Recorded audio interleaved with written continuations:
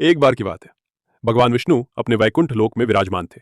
उनके पास थीं तीन महान देवियां, माता लक्ष्मी धन की देवी, माता सरस्वती ज्ञान की देवी और माता गंगा पवित्रता और जीवनदायिनी नदी की देवी। तीनों ही देवियां अत्यंत शक्तिशाली, सुंदर और पूजनीय थीं।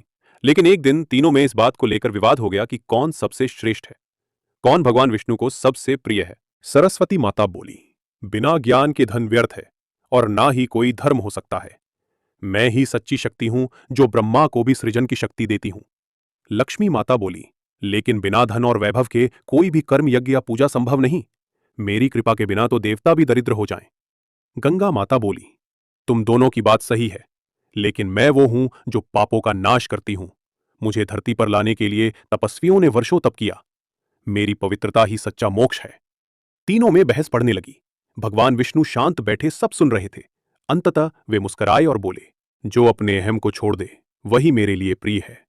श्रेष्ठता बाहरी गुणों से नहीं, विनम्रता और सेवा भाव से मापी जाती है।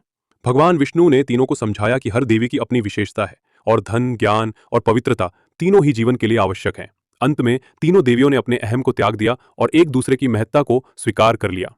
तभी से तीनों ही भगवान विष्णु के चरणों में अलग अलग रूपों में विराजमान रहती हैं। कोई उनके श्री चरण धोती हैं, कोई मस्तक सजाती हैं और कोई उनके हृदय में बसती हैं। इस कहानी से हमें सीख मिलती है, हर शक्ति का अपना स्थान होता है। श्रेष्ठ वही है जो दूसरों की महानता को भी स्वीकार करे।